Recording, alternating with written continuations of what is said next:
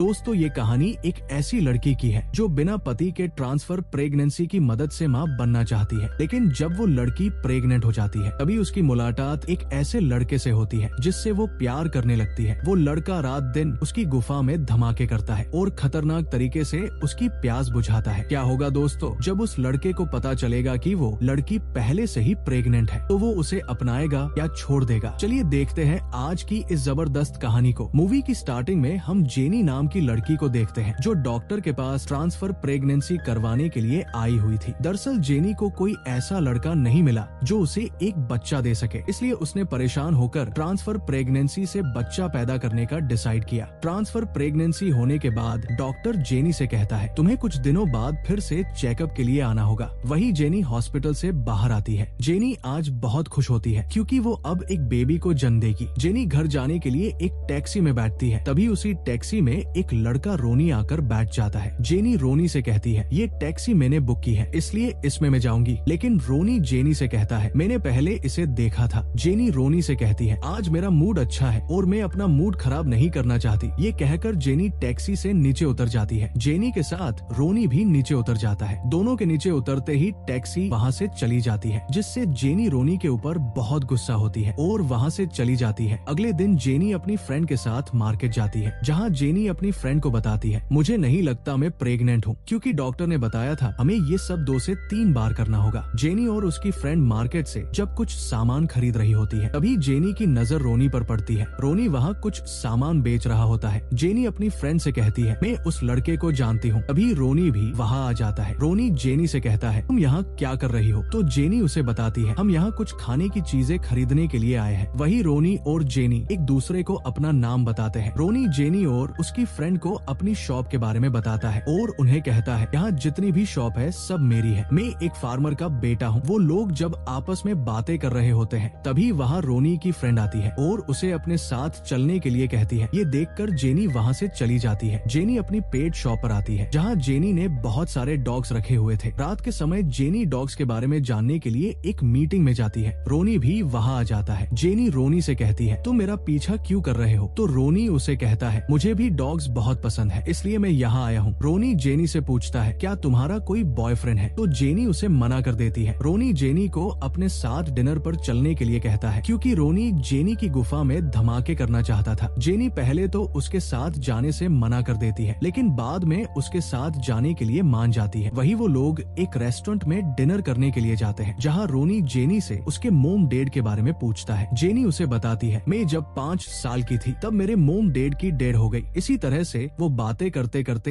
एक दूसरे के अच्छे दोस्त बन जाते हैं। जेनी को भी रोनी पसंद आने लगता है। अगली सुबह जेनी अपने फ्रेंड को रोनी के बारे में बताती है। उसकी फ्रेंड उसे कहती है तुम रोनी के साथ मजे करो, अगर तुम्हें पता चल जाए तुम प्रेग्नेंट हो तो तुम रोनी को छोड़ देना और अकेले ही अपनी जिंदगी में मस्त रहना। जेनी अपनी फ्रेंड से कहती है मुझे ऐसा लगता है मैं प्रेग्नेंट नहीं हूँ। वहीं अगले दिन जेनी अपनी प्रेगनेंस टेस्ट करने के लिए एक किट लेकर आती है। जेनी जब अपना टेस्ट कर रही होती है तभी जेनी के घर पर रोनी आ जाता है। जेनी रोनी से कहती है मैं वॉशरूम में जाकर आती हूँ। जेनी जब वहाँ जाती है तो देखती है उसने जिस प्रेगनेंस किट से अपना टेस्ट किया था उसे उसका डॉगी खा लेता है। जेनी उससे वो लेने की कोशिश करती है, लेकिन वो टूट जाता है और उसका एक पार्ट डॉगी खा लेता है। रात के समय जेनी और रोनी एक साथ डिनर करने के लिए जाते हैं। जेनी वहाँ जाकर देखती है रोनी ने उसके लिए बहुत ही शानदार डिनर प्लान किया है। ये सब देखकर जेनी रोनी से इम्प्रेस हो जाती है। वो लोग जब आपस में बातें कर रहे होते हैं तभी जेनी रोनी को अपनी डॉग शॉप के बारे में बताती है। जेनी रोनी से कहती है मुझे कुत्तों से बहुत प्यार है और मुझे उनके साथ रहना अच्छा लगता है। रोनी भी जेनी को अपने बारे में सब बताता है। बातें करते करते रोनी जेनी को किस करने लगता है। इसी बीच उनकी ड्रिंक जेनी की ड्रेस पर गिर जाती है, जिससे जेनी के कपड़े खराब हो जाते हैं और टेबल पर रखी मोमबत्ती की वजह से वहाँ आग लग जाती है। जेनी जल्दी से वहाँ रखे पानी के पाइप से आग बुझाने लगती है। इससे रोनी के कपड़े भी खराब हो जाते हैं। ये देखकर रोनी भी जेनी के साथ मस्ती करने लगता है। वो लोग जब वहाँ से जा रहे होते हैं तो रोनी जेनी को कल सुबह अपने फार्म पर आने के लिए कहता है, तो जेनी भी वहाँ जाने के लिए मान जाती है। वही जेनी जब अपने घर आती है तो वो देखती है उसके डॉगी ने जो प्रेगनेंसी किट का टुकड़ा खाया था उसे बाहर निकाल दिया। जेनी जब उसे देखती है तो उसे पता चलता है वो प्रेग्नेंट है। अगली सुबह जेनी डॉक्टर के पास अपना चेकअप करवाने के लिए जाती है। डॉक्टर जेनी को बताते हैं वो सच में प्रेग्नेंट है। ये सुनकर जेनी बहुत दुखी होती है, क्योंकि जेनी को अभी अभी तो एक लड़का मिला था मजे करने के लिए। अगले सीन में हम देखते हैं जेनी अपनी फ्रेंड के साथ जिम में होती है। जेनी अपनी फ्रेंड से कहती है, मुझे पहली बार कोई लड़का पसंद आया है और उसे पता चला मैं प्रेग्नेंट हूँ, वो मुझे छोड़ देगा। जेनी की फ्रेंड उसे कहती है, शायद वो लड़का तुम्हारे साथ मजे करना चाहता है, लेकिन अब तुम प्रेग्नेंट हो, इसलिए तुम उसे अपने ऊपर सवारी मत करने देना। जेनी उसे कहती है, मैं रोनी को सब सच बता दूंगी कि मैं प्रेग्नेंट हूँ। अगले सीन में हम देखते हैं जेनी रोनी के फार्म हाउस पर जाती है। जेनी जब रोनी को देख रही होती है तभी उसकी कार पेड़ से टकरा जाती है। ये देखकर रोनी जेनी को अपने साथ घर के अंदर लेकर जाता है। अंदर जाने के बाद जेनी वॉशरूम में आकर रोनी को उसकी प्रेगनेंसी के बारे में बताने की प्रैक्टिस करती है। काफी देर तक सोचने के बाद जेनी को एक आइडिया आता है। वही रात के समय जेनी रोनी को उसके प्रेग्नेंट होने के बारे में बताने की कोशिश करती है, लेकिन रोनी उसकी बात नहीं सुनता और उसे उसके फूड हाउस में लेकर चला जाता है। वहाँ जाने के बाद रोनी जेनी के साथ रोमांटिक होने लगता है और उसका खाता खोलने लगता है। जेनी उसे बताने की कोशिश करती है कि वो प्रेग्नेंट है, लेकिन रोनी उसकी कोई बात नहीं सुनता और उसकी रेल बनाने लगता है। काम खत्म होने के बाद जेनी को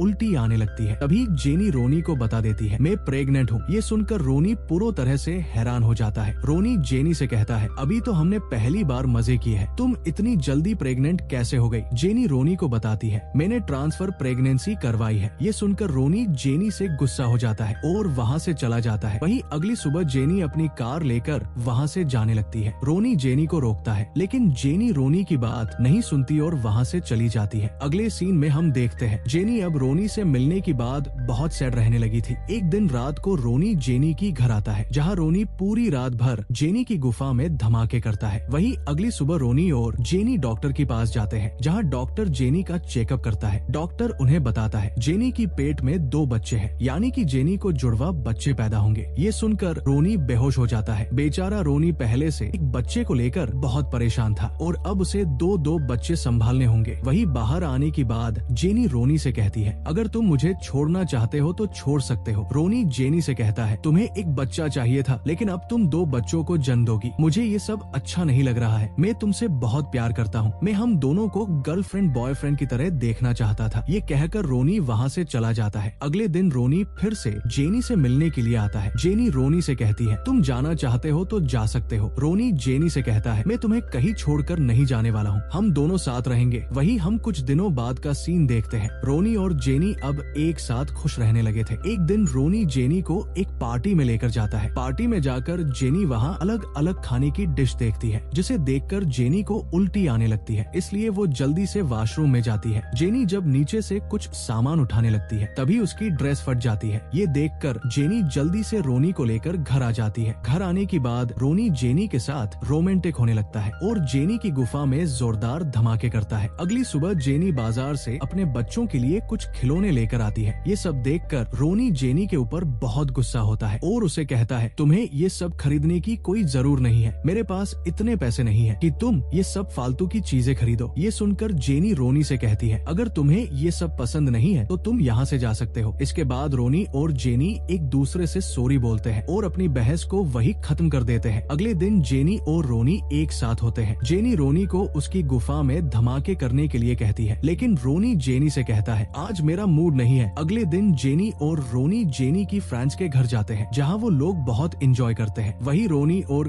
जेनी जब बाहर घूम रहे होते हैं, तभी उन्हें रोनी की फ्रेंड मिल जाती है। वो रोनी से उसकी पढ़ाई के बारे में पूछती है, तो रोनी उसे बताता है उसने अब कॉलेज छोड़ दिया है। रोनी की फ्रेंड जेनी से कहती है, तुम प्रेग्नेंट कब हुई? रोनी उसे बताता है, ये बच्चा मेरा नहीं है, लेकिन मैं और जेनी एक साथ है। ये सुनकर जेनी को गुस्सा आ जाता है और वो रोनी से कहती है, तुमने ये क्यों बोला? ये बच्चा मेरा नहीं है, इसका मतलब तुम मुझे अपना नहीं मानते हो। इसी बात को लेकर रोनी और जेनी के बीच बहस होने लगती है। रोनी जेनी को समझाने की कोशिश करता है कि मैं तुम्हें कभी नहीं छोड़ूंगा, लेकिन जेनी को लगता है रोनी उसे बच्चे होने के बाद अकेला छोड़ देगा, क्योंकि ये बच्चे उसके नहीं होंगे। ये सुनकर रोनी वहाँ से चला जाता है। जेनी भी अपने घर आ जाती है। जेनी बहुत सैड होती है। अगली सुबह जेनी के घर पर एक लड़की बच्चों के लिए झूले लेकर आती है। जेनी उसे कहती है, ये सब मैंने ऑर्डर नहीं किया है। वो लड़की जेनी से कहती है, ये झूले तुम्हारे बॉयफ्रेंड ने तुम्हारे बच्चों के लिए ये 1 महीने पहले ऑर्डर किया था। ये सब देखकर जेनी को समझ आ जाता है रोनी उसे कभी नहीं छोड़ने वाला है। जेनी जल्दी से अपनी फ्रेंड के साथ रोनी से मिलने के लिए जाती है। जेनी रोनी से माफी मांगती है और उसे कहती है, मैं गलत थी, तुम्हारा प्यार सच्चा है। जेनी जब रोनी से बातें कर ही रही होती है, तभी उसके उसके पेट में दर्द होने लगता है। रोनी जल्दी से जेनी को लेकर हॉस्पिटल जाता है, जहाँ जेनी अपने बच्चों को जन्म देती है। वही हम कुछ दिनों बाद का सीन देखते हैं, जहाँ रोनी अपने दोनों बच्चों को सुलाने की कोशिश करता है। बच्चों के सोने के बाद रोनी जेनी के पास आकर उसके साथ रोमांस करने लगता है। अगले दिन रोनी सभी लोगों को अपनी नई शॉप पर बुलाता है और सभी से कहता है, मेरा बचपन से इस शॉप को ओपन करने का सपना था और ये सब जेनी की वजह से हो पाया है, इसलिए मैं जेनी को अपनी जिंदगी में आने के लिए थैंक्स कहना चाहता हूँ। रोनी सभी लोगों के सामने जेनी को लव यू बोलता है और उसे शादी के लिए प्रपोज करता है। जेनी भी रोनी को किस कर लेती है। वही कुछ दिनों बाद रोनी और जेनी अपने बच्चों के साथ बाहर घूम रहे होते हैं, तभी जेनी को उल्टी आती है। इससे हमें ये पता चलता है जेनी फिर से प्रेग्नेंट है और इस बार ये बच्चा जेनी और रोनी का है। इसी सस्पेंस के साथ इस मूवी की हैप्पी एंडिंग हो जाती है। दोस्तों, वीडियो को लाइक और चैनल को सब्सक्राइब करना ना भूलें। Thanks for watching.